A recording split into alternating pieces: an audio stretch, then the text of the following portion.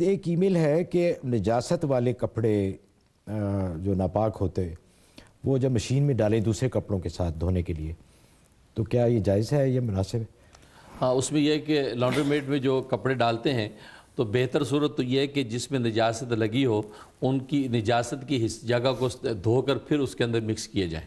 لیکن اگر ان کو نجاست کو پاک نہیں کیا اور اس کو ویسے ہی مکس کر دیا تو وہ سب دھلنے کے بعد سب پاک ہو جائیں گے، کیونکہ وہ 3-4 سائیکل چلتے ہیں پانی کے. تو پہلے سائیکل کا جو پانی ہوتا ہے وہ ناپاک قرار دیا جائے گا کیونکہ نجاست اس میں مکس ہوئی. لیکن جب وہ پانی نکل گیا دوسرا پانی نیا آیا تو دوسرے تیسرے سائیکل کے اندر جا کر وہ پانی سارا کا سارا پاک ہو جاتا ہے.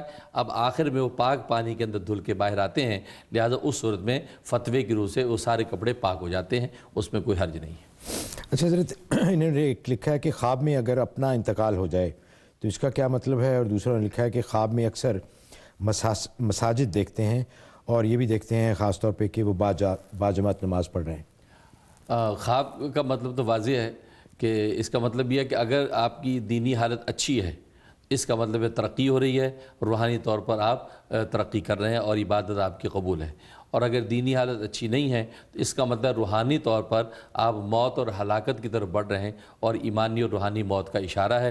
لہذا توبہ طائب ہونا چاہیے اور نیکی کا راستہ اختیار کرنا چاہیے.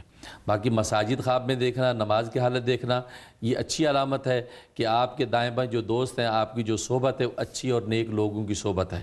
اگر خدا نخواستہ اچھے اور نیک لوگوں کی صحبت نہیں ہے تو آپ اس صحبت کو بدل دیں، نیک اور اچھے لوگوں کی صحبت کو اختیار کریں، اس سے آپ کو روحانی نفع ہوگا انشاءاللہ.